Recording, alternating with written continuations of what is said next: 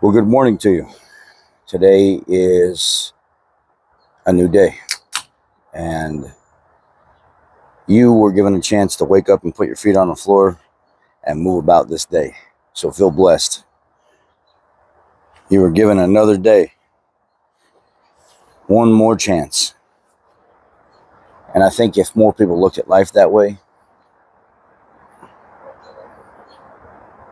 they would be better off mentally, spiritually, rather than looking at all the negative things that they have to deal with in life. Look at the positives.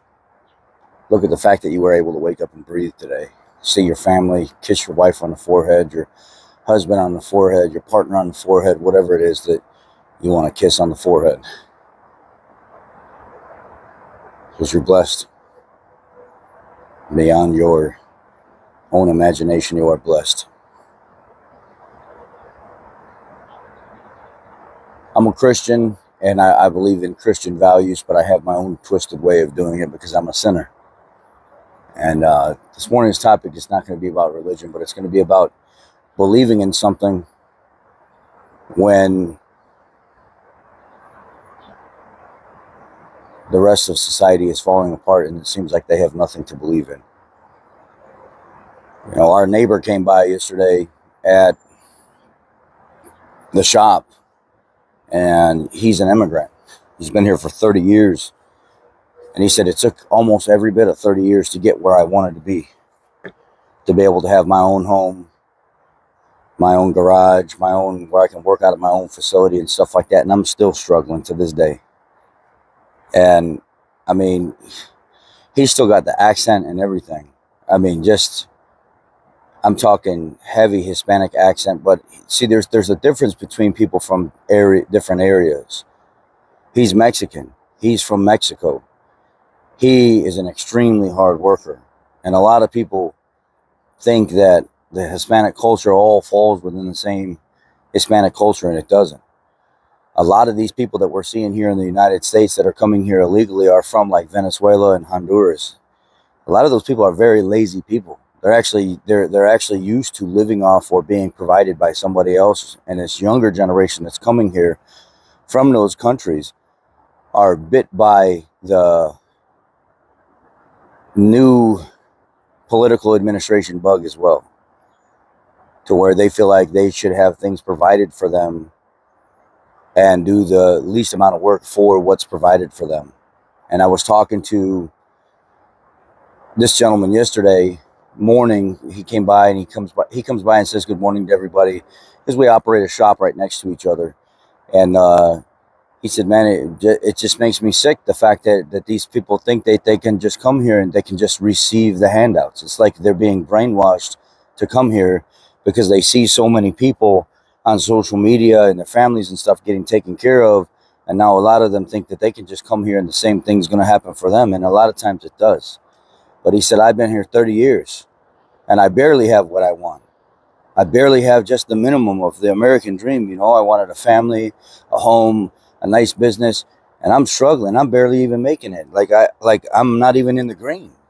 And he said, it's hard, man, because I don't get the same treatment these guys get.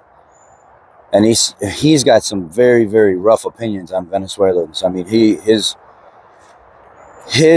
opinions are, he just doesn't believe Venezuelans can actually work hard. Because he said, if you see where they come from and you see how they live and how rough it is for them, it's almost like they have to be taken care of. And he said, I don't like working with them because they work lazy, they work slow. And now they're all sucked into social media and stuff. And it's like they don't have the same work ethic that you could find somebody in Mexico, or it's just not the same. And he said, you know, I went down to the barbershop over here. The girl worked across the street. She went down the street and she started her own barbershop. And she can't find nobody to work there. She's really good, so she went to work for herself. And now she's renting the barbershop down the street. And she hired 4 Venezuelans to come in there and cut hair. And they're all men that have some kind of background cutting hair or doing like men's beards and stuff like that. And he said, when I went in there to get my hair cut, I'm talking to the owner of the place now, and she said it's almost impossible to get these guys to work. They want to sit down, they want to play on their phones and stuff all day, and they want to do like the most minimal form of work. And she said it's like pulling teeth. I turn around, I got customers standing, and there's 2 or 3 of these guys just sitting here on their phones. I got one guy working that's trying to stay busy, and the other 3 are sitting there playing on their phones. And he said the one instant that I went in there, I'm standing there for like 30 minutes. Got a magazine in my hand, wondering when they're gonna get me to a chair so they can cut my hair, and there's nobody else in there waiting. 2 guys are on lunch. One guy's there to help cut hair, but he's playing on his phone instead of getting up and saying, "Hey, sir, come over here," and then what kind of haircut do you want? Just nothing at all. And he said, I'm to the point now where the more and more I see these people coming here, the more and more I deal with these Venezuelan people coming here. They're not Mexican people. Mexican people, they'll come here, they'll do their work visa stuff, they'll work for a while, and they'll go back and go home. They'll take care of their families. They don't want to stay here. Mexico is actually a beautiful country. It's a beautiful place, but they don't make a lot of money there. So they come here and they do the work that other people don't want to do, white people don't want to do, and then they turn around. And it's not that I guess we don't want to do. It's farmers and stuff don't want to pay the high dollar amount that Americans can go make working at warehouses and stuff like that, or other places. So they got to pay somebody to do the work, and then they turn around, they go back home. They don't stay here.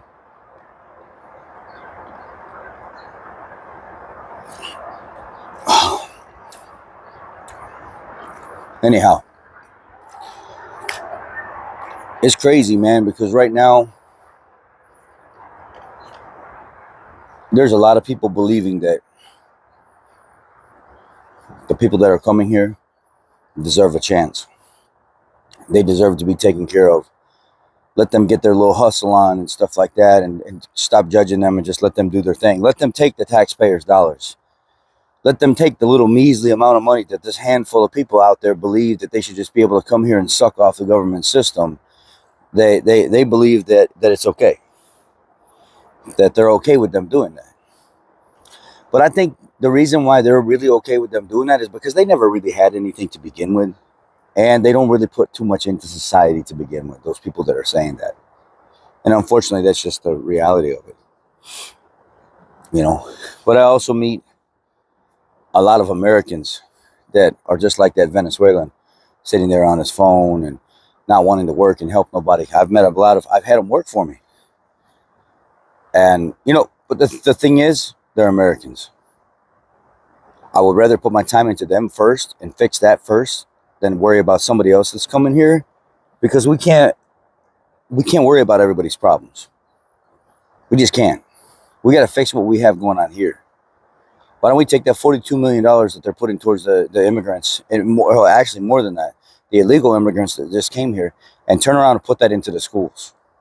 I believe, and this is all, like I said, this is based on your belief system. I believe that if we took care of our low-income communities, our terrible schools, and the people that are in need, are homeless, are veterans and stuff like that, the most, then we would be able to police our areas better, letting the government focus more on the immigration issue. But because they want to step away from that and not take that responsibility on, they want to focus more on the immigrant side of things instead of what's going on here in the United States. Eventually, it's going to come to a point where we're going to have to fend for ourselves. We're going to have to run these people out of our communities. We're going to have to put some kind of stop to it eventually. We're going to run out of money. Or they're going to keep taxing people more and more and more to make up for exactly what's going on. At some point, this has to come to a stop. At some point, one of us, some of us, all of us are going to have to do something about it and start showing up at these warehouses that they're building for these immigrants, these schools, these abandoned schools and stuff, or decommissioned schools and stuff that they're putting together for these immigrants, these encampments that they're trying to build for these immigrants, and we're going to have to start protesting and standing up to them saying that we don't want it. Send them back. We don't have the money for it. We don't have the infrastructure for it. That's no way for somebody to live anyway. Go back to your country where you at least have your family in your home and stuff like that. Now, if you're here for asylum or something and you can prove it paperwork wise, you're running from some kind of mishap or something that happened back home, then sure, let's take care of those people. But if you just came here because you don't have nothing else going on, go back. If you're a military age male and you have the ability to go work or something, go back. Sorry. It's just the fact of the matter. Go back. We have our African American community here, the low income community outside of Chicago, they have been crying out for help for years. For somebody to do something about the education system. And we're not. For somebody to do something about the quality of the food and stuff available in the areas and stuff. And we're not. So I find it kind of ironic and funny that we will put tons of fast food restaurants around low income, Hispanic and African American communities. We'll pack them full of cheap shit, junk food, and expect them to live a comfortable, healthy life. And we don't have the stuff around them to sustain the needs of an actual healthy living. On top of that, the schools are absolute trash. They're bottom of the barrel. Don't you think that the kids would start putting more effort into learning and being more responsible for their education if they went to a school that actually looked like it was worth a damn? The teachers that were actually worth a damn? The curriculum that was actually worth a damn? When you hear a lot of what's going on in these schools and stuff like that, you just hear that it's almost like they're just trying to get them through. If they fail, they fail. If they pass, they pass. Why don't we take that money and start putting it into that? Into those areas.